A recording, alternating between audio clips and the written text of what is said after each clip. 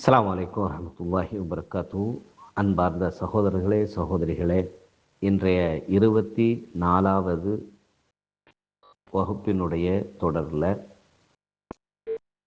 கடமையான தொழுகை 5: ஃபஜர், லுஹர், அசர், மகரிப், இஷா.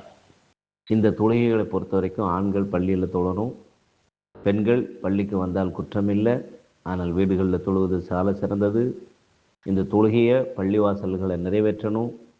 அதுபோல் அது அல்லாமல் சில சந்தர்ப்ப நேர தொழுகைகள் இருக்குது.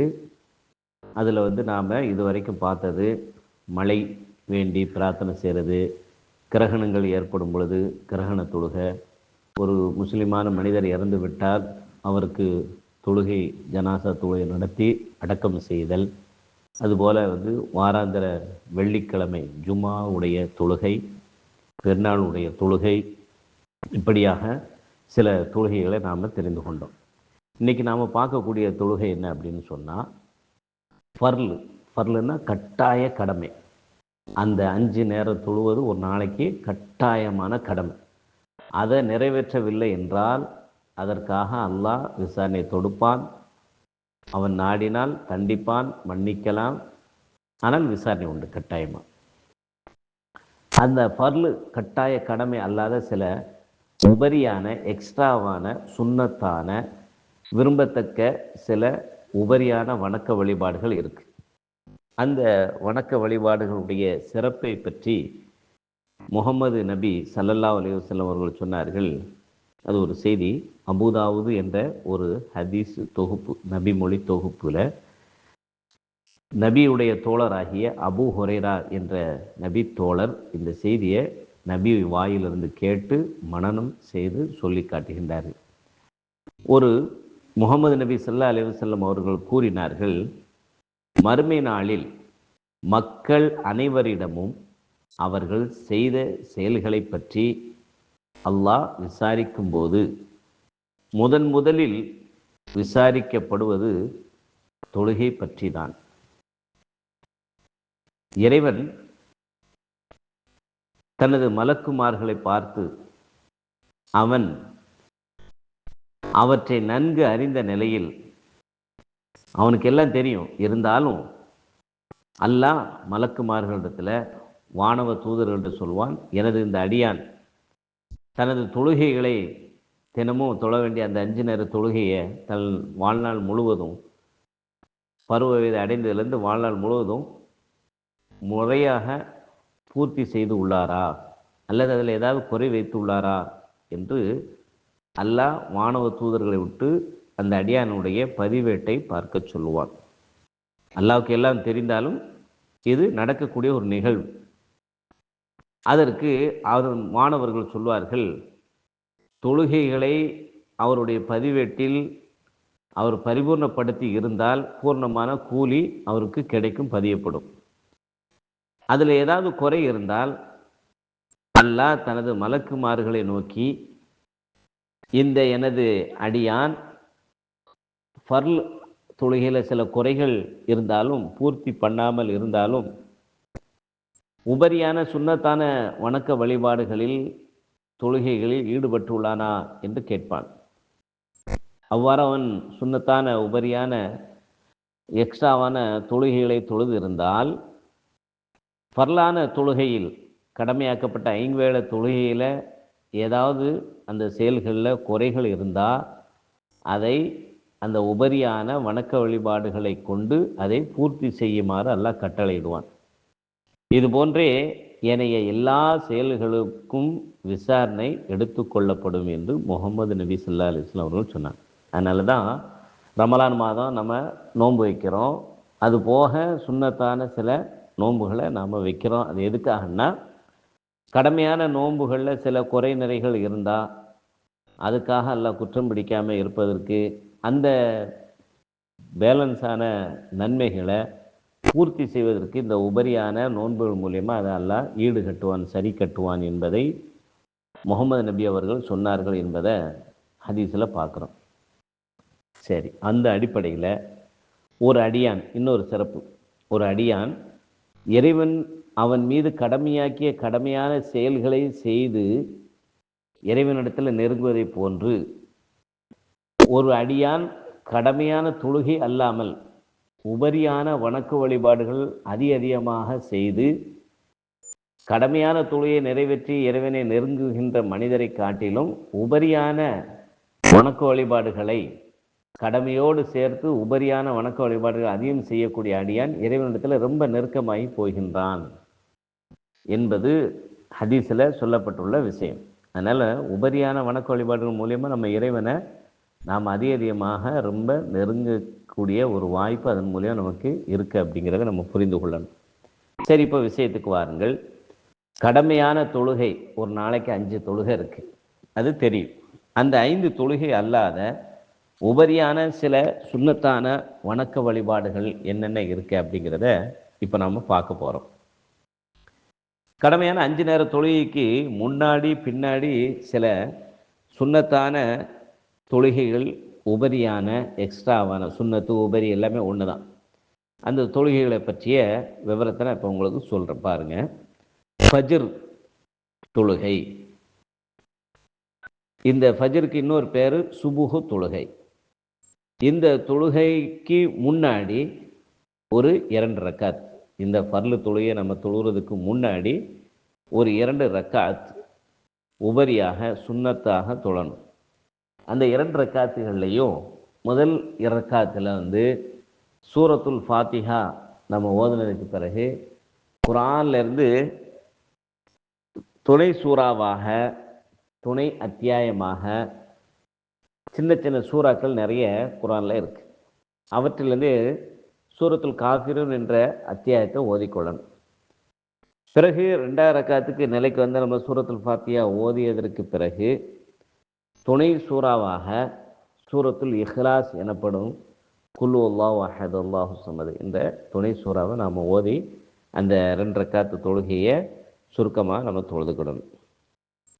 அதன் பின்னர் லுஹர் தொழுகைக்கு முன்னாடி 2-2ஆக ஒரு 2 ரக்காத்து தொழுதுட்டு சலாம் கொடுத்துட்டு திரும்ப ஒரு 2 ரக்காத் 2-2ஆக 4 ரக்காத் சுன்னத்தாக தொழணும் லுஹர் தொழுகைக்கு முன்னாடி.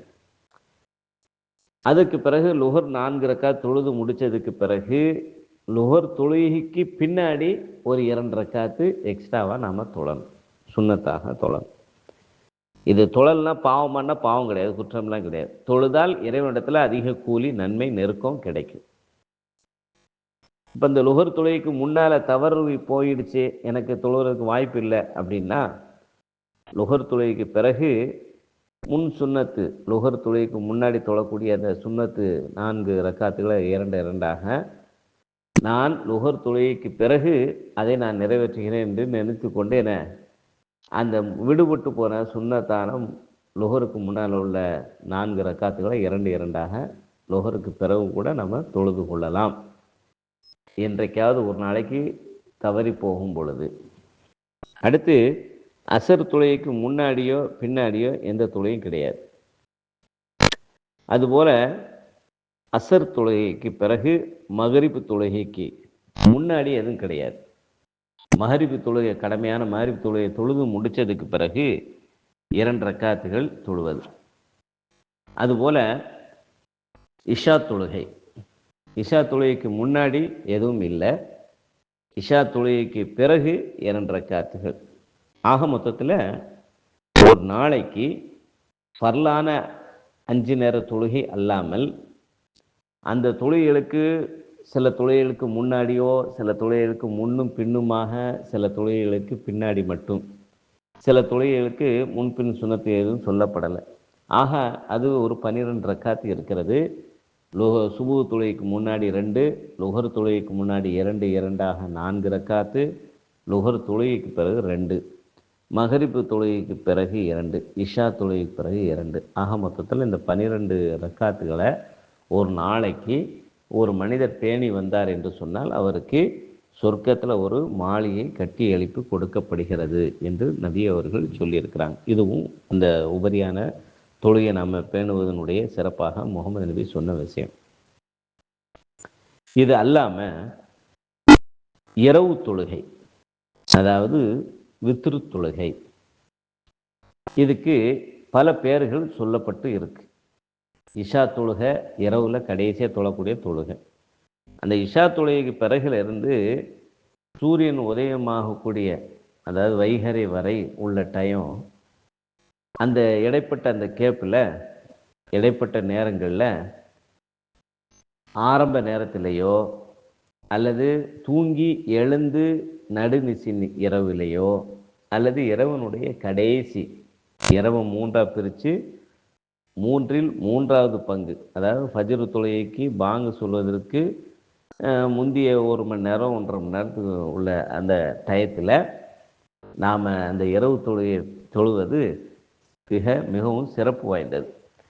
அப்போ அந்த இரவு தொழுகையை எப்படி தொழணும்? முகமது நபி அவங்க சொன்னாங்க. ஒரு மனிதர் முகமது நபி அவர்களிடம் இரவு தொழுகையை பற்றி கேட்டார். அதற்கு முகமது நபி சொன்னார், 2 ரக்காத்துகளாக தொழும் தொழுகையாகும். சுபுவுடைய நேரம், அதாவது ஃபஜ்ருடைய நேரம் வந்துவிடும் என்று பயந்தால் 1 ரக்காத் வித்திரு தொழுது அதனை பூர்த்தி செய்து கொள்ளுங்கள். இரவு தொழுகையை பூர்த்தி செய்து கொள்ளுங்கள். ஏன்னா இரவு தொழுகையை பொறுத்தவரை கடைசியாக ஒத்தப்படையில் தான் அந்த தொழுகை முடிக்கப்படணும். 1 ரக்காத்தோ அல்லது 3 ரக்காத்தோ 5 ரக்காத்தோ அல்லது 7 ரக்காத்தோ, இப்படி என்ன செய்யணும், ஒற்றைப்படையில் முடிக்கப்படுவது விரும்பத்தக்க ஒன்று. அதுதான் இந்த செய்தியில் நபி அவர்கள் அந்த மனிதருக்கு கற்றுக் கொடுத்தார்.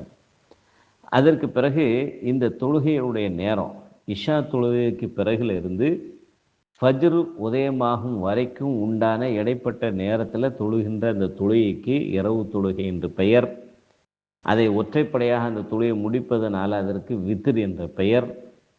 சில நேரங்களில் நபி அவர்கள் தூங்கி எழுந்து இரவுடைய இரவில் கடைசி பகுதியில் நபி அவர்கள் தொழுததால், அது தூங்கி எழுந்து தொழுததால் தஹஜ்ஜுத் என்றும் அதுக்கு பெயர் உண்டு. ஆக மொத்தத்தில் இந்த இரவு தொழுகையை பொறுத்தும் 2 நபி அவர்கள் 11 ரக்காத்து தொழுதுருக்கிறாங்க. சில நாட்களில் 13 தொழுதுருக்கிறாங்க. அந்த அடிப்படையில் நாம் என்ன செய்யணும்னு சொன்னால் இந்த இரவு தொழுகையை நாம் தொழுதுக்கிடணும். சரி, அடுத்து ருக்குவையும் சுஜூதையும் இந்த தொழுகைகளில் நம்ம கூடுதல் நேரம் நின்று வணங்கி வழிபடணும் அப்படிங்கிறத நம்ம தெரிஞ்சுக்கிடணும். அடுத்தது இந்த 3 ரக்காத்துகளில் வித்திரு 1 ரக்காத்து சிங்கிளாக தொழலாம் அல்லது 3 ரக்காத்து வித்திரு தொழலாம். அப்படி 3 ரக்காத்து தொழும் பொழுது மகரிப் தொழுகைக்கு ஈக்குவலாக அது இருக்கக்கூடாது. மகரிப் தொழுகையில் எப்படி தொழுவோம்? 2ஆம் ரக்காத்தில் அத்தையாத்து ஓதுவதற்காக உட்காருவோம். பிறகு எழுந்து 3ஆம் ரக்காத்துக்காக சூரா ஓதி திரும்பவும் 3ஆம் ரக்காத்துலேயும் ஒரு இருப்பில் உட்கார்ந்து நாம் அத்தஹியாத்து ஓதுவோம். அப்போ இந்த மகரிப் தொழுகைக்கு வித்தியாசமாக அந்த வித்ரு 3 ரக்காத்து இருக்கணும்னு சொன்னால் அதுக்கு ஒரே வழி, 2ஆவது ரக்காத்தில் நாம் உட்காராமல் எழுந்துடணும். அப்போது 3 ரக்காத்தில் ஒரே ஒரு அத்தியாயத்தை மட்டும் ஓதி சலாம் கொடுக்கறது.